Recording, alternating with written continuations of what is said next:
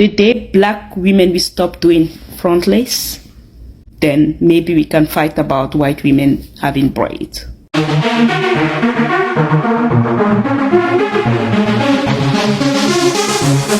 Oh, so fabulous.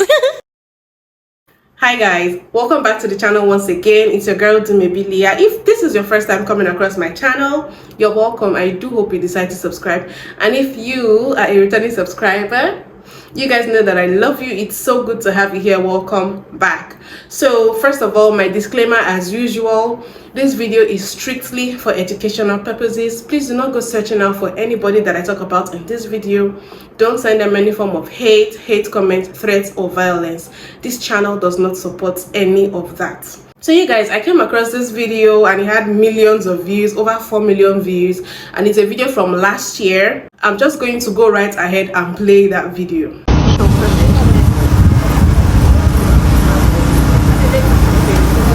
That video was actually posted by a palm-colored woman. I think she's French to be precise, and from what she wrote on that video, you can see that she's definitely passing a message to the people who have a problem with palm-colored women wearing braids. I think she used that as a Gachi moment, like, okay, you guys are here complaining about white women wearing braids, while on the other hand, in this other part of the world, we have African women, because I think the woman in question who was braiding her hair is an African. So over here on this other side of the world, we have African women that are willing and happy to braid palm-colored women's hair. So I think she was using that as a Gachi moment, and that was where the problem was. Because sis, if you want to do your braids, can you just do your braids in peace and stop using it to throw shade at black people? So anyway, I went to her page and I saw this video. So now, seeing that video, I think she got a lot of negative reaction because people were stitching the video and making some reactions, like basically mocking her because they felt like the braids were not nice, talking about how the braids are tight and stuff like that. You know what? I know your would so kind for help. They are screaming, please, Lord, help Mary, hallelujah. They're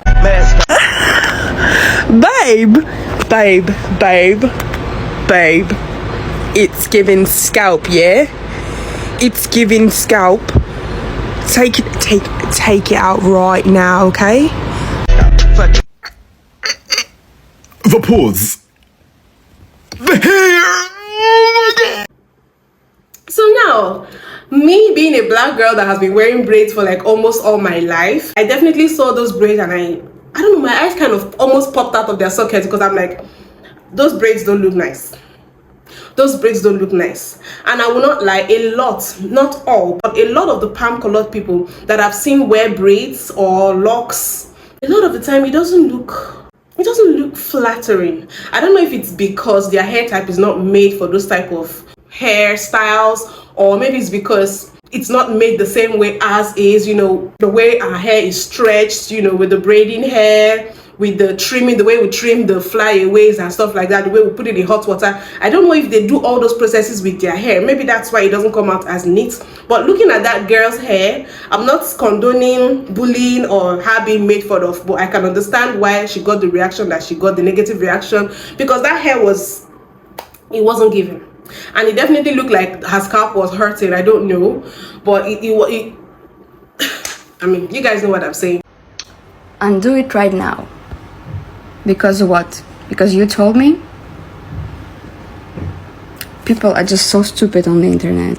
So anyways, back to the first video of the African woman that was braiding hair that she posted. If she wanted to make braids and she found someone that made those braids for her and she kept quiet about it, I don't think this whole dragging would have happened, right? But because she decided to make that video and use it to throw shade at, you know, other black people who complain about white women wearing braids as cultural appropriation, that was where she invited the backlash that she got. And of course, people responded. I'm just going to go right ahead and play people's responses and stitches to her video. Today I received a bunch of hateful comments under my video because I was wearing braids.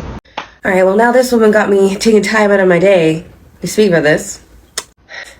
What gets me when white women have their hair in locks or in braids is that as soon as they start getting negativity about it, they immediately go for like, it's a part of my history, and they pull out that Viking thing, or they're like, why are we spreading negativity about a hairstyle? We should be able to wear our hair how we want. And like, did y'all know that we've been trying that for years? And you really thought that was gonna work? Because you're the ones that tell us that this is a problem. You're the ones on your little computers that cause Google to show black hairstyles when you Google unprofessional hairstyles. It's you guys. But then when you do it, and people are like, you shouldn't do that, you're like, why? Why are you gatekeeping? I don't know, why are you gatekeeping my rights, Stacy? I'm gonna keep gatekeeping hairstyles until you guys stop gatekeeping my rights. How about that? No, none of this meanwhile in Spain BS. Let's actually talk about what the real issue is here. There is a huge difference between the originator of a culture and the representation of a culture. If a white person goes to Africa right now and they get their hair done up a certain way that is indigenous to a certain African tribe or ethnic group, you know why it wouldn't be an issue to those Africans? Because that white person is in their space. That white person is in their culture. The respectful thing to do when you're in someone else's space is follow the rules and regulations of their culture and their traditions. And also, in that moment, the Africans are the sources and the faces of that culture. However, if that white person goes back to their own country and they walk around with this hairstyle and people are like, oh my god, this is this person's style, it's so unique, so chic, that is appropriation. Because in that moment, there's no Africans around them to correct them on whether they're doing it right or wrong. So in that moment, the only representation of that culture is that white person. So anybody who comes into contact with those African peoples as a result of interacting with that white person will have dozens of misconceptions in their mind of those people and that culture because of how this one person misrepresented that culture. If I walk around in a Korean hanbok, a traditional Korean garment, and I say, this is Japanese, this is Japanese, this is Japanese, then what's gonna happen if some dummy goes to a Japanese festival and a hanbok saying they're practicing Japanese culture? Cultural appropriation at the end of the day is a misrepresentation of somebody's culture and the people who live by this culture. It reinforces negative stereotypes and it reinforces prejudice, discrimination, racism, classism, xenophobia, you name it. For example, look at Elvis Presley. A lot of Elvis's musical influence came from black people. He got all this fame, all this accolades, he's known as the king of rock and roll. But despite all this, at what point in time did you see Elvis standing on stage with these same artists that he stole from, giving them the credit that they deserved? And yet, when you look at Michael Jackson, Elvis Presley's former son-in-law, the king of pop, here's MJ with his idol, James Brown, who was a major influence to MJ. We saw Nicki Minaj at the VMAs listing off that long list of people who influenced her career. Beyonce did it with Tina Turner. And yet the only time we see white European people or people in the diaspora admit that they got something from black people is when we're talking about colonization and racism. Also, I'm not a hairstylist, so correct me if I'm wrong, but if you zoom in on that video and like really look at the braids that that white girl is being given by that black woman, that looks more like she's being given Dutch braids, not cornrows. Like if you actually like squint and you zoom in, it looks a lot more like Dutch braids than any African hairstyles. Tell me I'm wrong. Someone please, am I tripping? Am I tripping? Genuinely, anyone you come across that says you cannot wear braids are not people from Africa. Because African people from Africa, we love to share our cultures. We love to share our tradition. We love to be celebrated. And we love for other people to experience our cultures, our traditions. The only issues that the only people that can tell you that are the African Americans because of their past experience and whatsoever. But let me tell you, if a white person comes to me and wants to learn about my culture, my tradition, I am a Mendip girl from West Africa. Oh Lord, I will show you. I will even dress you up in my attire so you can celebrate my culture with me. You can celebrate my tradition with me. Everybody is welcome out in Africa because where we are from, we like. First of all, those are French braids. They're not box braids, they're not cornrows, none of that. Those are, yeah, she's not doing anything explicitly African. Also, even if she was, you're in Spain, that is more than likely an African immigrant. She's doing what she needs to do to get her money up Whether this is a breach on her own personal beliefs on cultural appropriation and black hairstyles and white people, this, that, and the third, does not trump survival. This is a skill that she has. She's offering it to people who, quite frankly, see black hairstyles as a sort of spectacle. She's exploiting that and making money from it. Like, be real, those white people are not sitting in that chair because they think it's like an invaluable cultural experience. It's part of the travel package. Y'all be like, oh, you should appreciate, we like your hairstyles. No, this is surface level engagement with an exoticized culture. That's it. So, I am an African American woman living in America, and I'm gonna say this from my experience as a black woman. We don't care, and again, I'm saying this from my experience, we don't care what you wear in your hair. It's everything that falls under it. Because you have braids, your accent or the way you talk, your lingo should not change. The way you act should not change. That's what I get mad at. You can't become a part of a culture because you have braids in your hair. You cannot talk about the culture that allowed you to put that in your hair. That's the problem I have. When we have braids in our hair, it's deemed ratchet, ghetto, and so on for the years that we have worn it. Now all of a sudden, it's being accepted. That's the problem. I find the way you phrase this very malicious, because you know damn well that African people go to these countries because of the situations in their country. You know that mostly minorities in these European countries, they be struggling. So you think now an auntie braiding a white girl's hair is equivalent to the fact that they're appreciating culture? Like, nah, it's still culture appropriating. I'm pretty sure auntie's only braiding that girl's hair because she knows she's gonna get bread. It's not about, ooh, she's braiding this white girl's hair because she believes that this white girl is just doing it for appreciation. She just wants the bread. She has kids to feed. It's not about you. I just hate it. Even the way you phrase this video, like, ooh, Africans, like, no. And the comments also say, like, what are you guys talking about? It's not just only in the US, everywhere. White people will never be allowed to wear braids. It's not in your culture, so why would you want to wear something that does not belong to you so bad? Like, it's dragging it at this point. It's really not that deep. And I'm 100% sure auntie was braiding that girl's hair because she has bills to pay. She has bills to pay. She has kids to feed. She has a family to feed. You have no idea. If you look at the stats, you know how badly African people suffer in these countries. You already know. So you think she's going to deny that? She's not going to say no to a white girl wanting to braid her hair. She knows these white people will pay a hefty amount to just fucking be involved. Y'all want to be involved so fucking bad. It's really never that deep, dog. It's really not that hard to understand. It's about proximity to whiteness and the amount of time that you have lived in a country that is predominantly white. Let's say America, right? So African Americans have a very different lived experience. They have very different opinions. They have very different boundaries than, let's say, maybe Africans who have always lived in Africa, right? Those are totally two different experiences. And with that comes different boundaries. A lot of Africans who are living in Africa, they don't consider themselves black.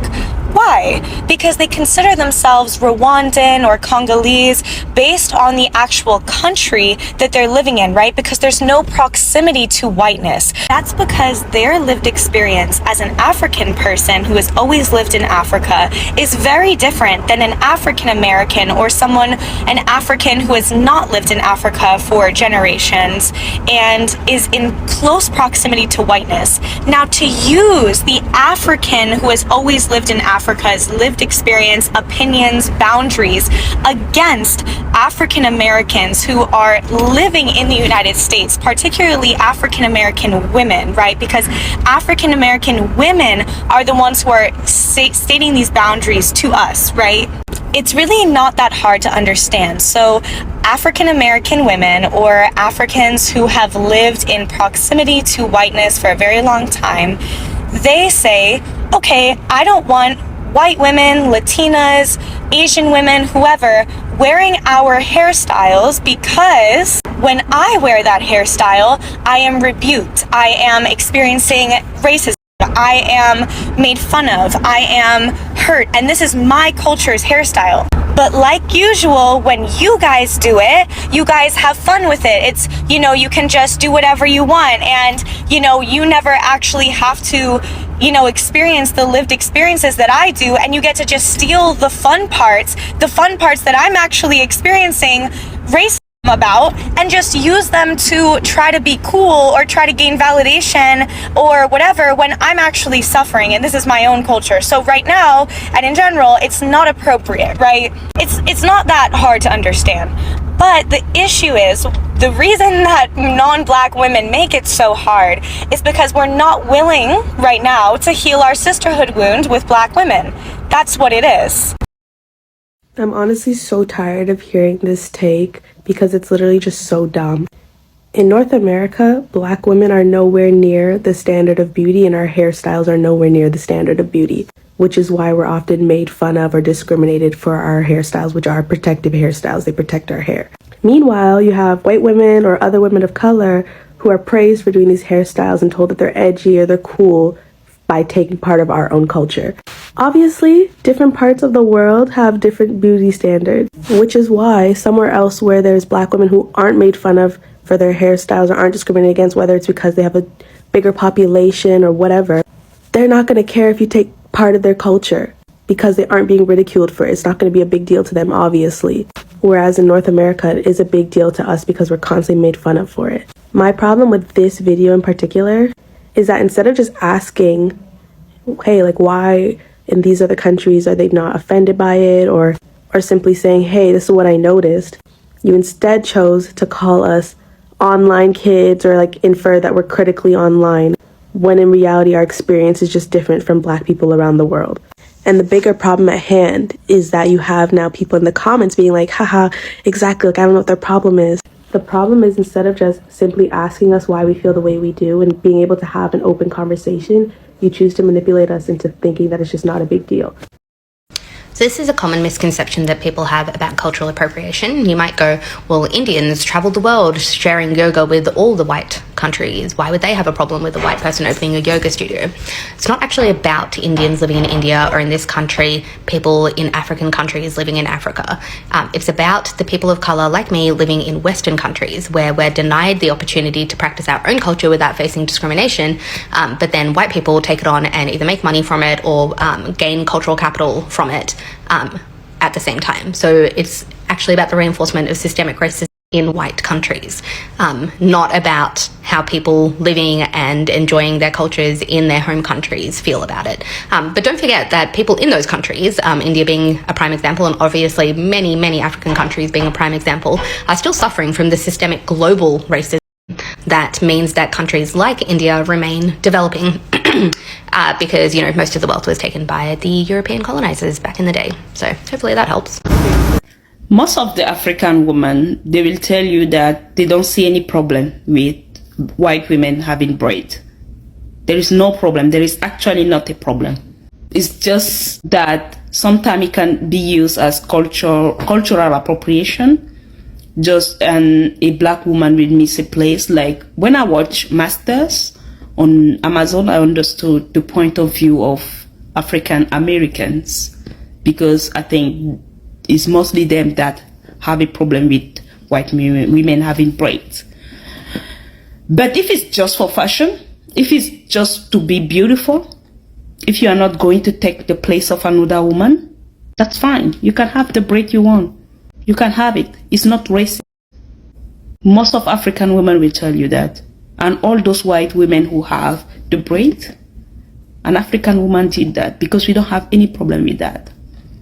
So my opinion is, the day black women will stop doing front lace, then maybe we can fight about white women having braids. Until then, everyone do the they want.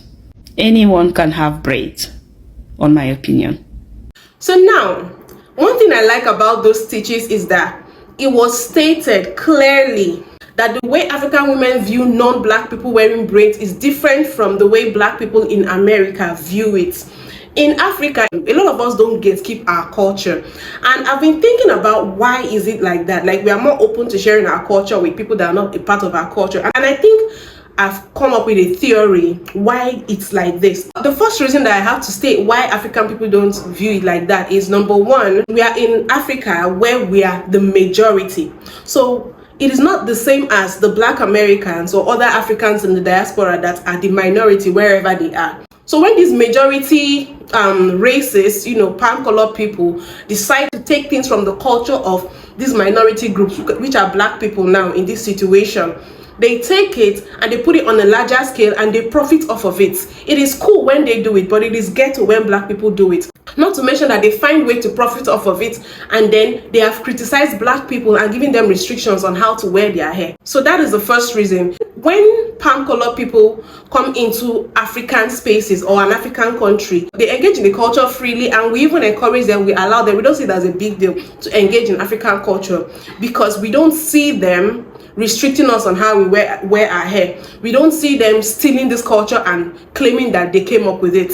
So it is different for us. And I think this is one of the reasons why we have the diaspora wars, the African diaspora wars, because the African Americans and other people of the diaspora might not understand why are Africans so accepting, why of these people sharing in their culture, why are we not gatekeeping as much as they like to. And I feel like this is what we have to understand on both ends, on the ends of the African and on the ends of our brothers and sisters in the African diaspora. The thing is, we have a different experience with palm-colored people. I dare say we don't know them as well as you guys, because you guys have lived with them for generations and generations.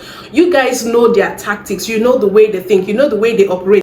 When they are in our space, they operate as visitors. Colonization aside, but you guys understand what I mean. When they come, they operate as visitors, but over there in America, they are the majority. They are the one that enforce everything. They control most of the systems in America. Therefore, they are able to enforce their racism and white supremacy, but they are not really able to do that on such a glaring scale here in Africa. So we don't really see them as oppressors, which is, it's definitely a problem, because I feel like our people need to wake up, and some of our people are waking up. So we don't see them as oppressors. A lot of us don't even know the damages that they have done and continue to do, directly or indirectly, to us in Africa. So we are not wary of them. We are not as wary of them as much as our African diaspora people that have basically lived with them, that has history with them and all of that. So that is why I feel like whenever African Americans are, criticizing Africans for, oh, you guys tap dance to white people too much, you allow them participate in your culture too much, it also pays for you guys to try and see things from our point of view. A lot of us are doing this because we are ignorant of, the reality of white supremacy and racism and everything that they've done. There's that ignorance. So I'm going to say the same thing on the part of Africans as well. When we see our African diaspora people, our African Americans, complain about cultural appropriation, please keep quiet.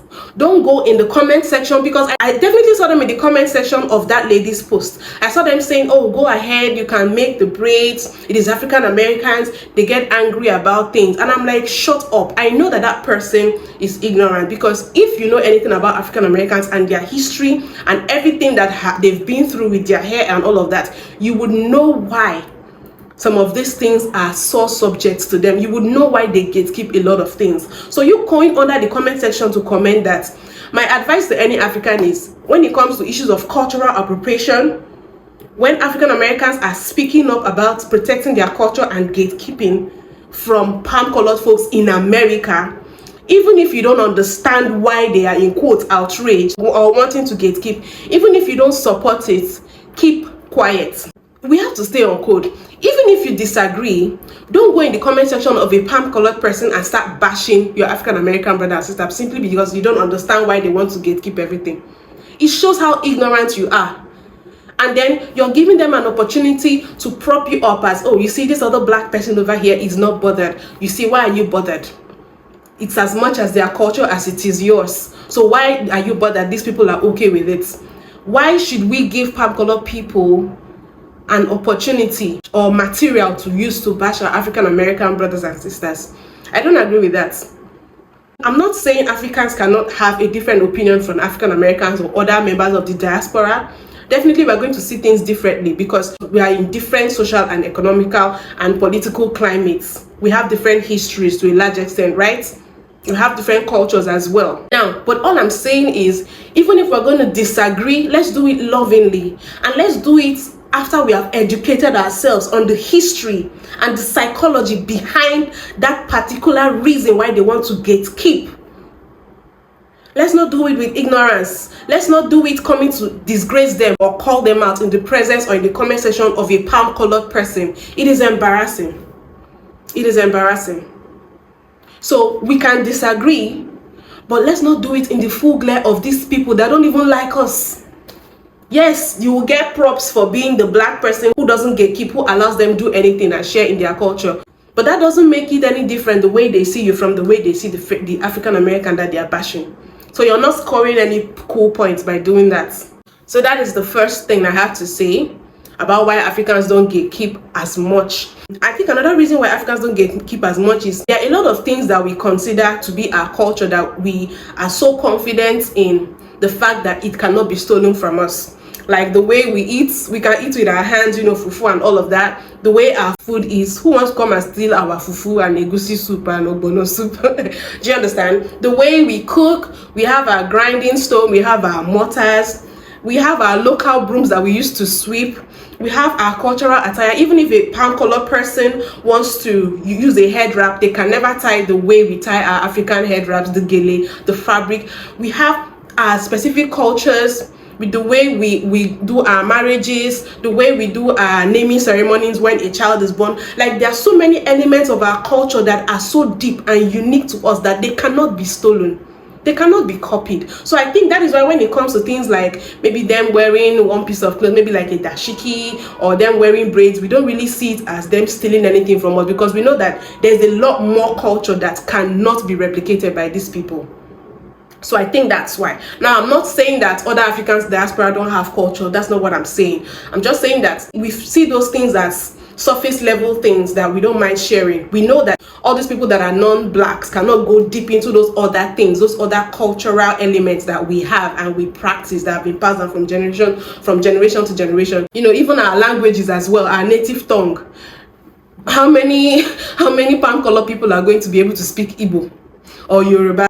They can't take those from us. So I feel like there's just so much that we feel like are unapologetically as that cannot be imitated or stolen, or they cannot claim it as theirs. So I think that's why we are very confident with sharing some of these things with them. We don't gatekeep as much. That was the theory that I came up with when I was really thinking about why Africans don't gatekeep some of these things, like braiding of hair from palm-colored people and stuff like that. You guys, let me know if you're African. Let me know if you think I'm making sense in the comment section. And if you're from the African diaspora as well, let me know what you think about what I just said. I don't mean any form of disrespect, please. I'm not saying that only Africans have culture, please. That's not what I'm saying. So now, when it comes to this particular video in question, that African auntie is there making her money. She's not making your hair as a palm-colored woman because she wants to share her culture with you. She's hustling for her daily bread.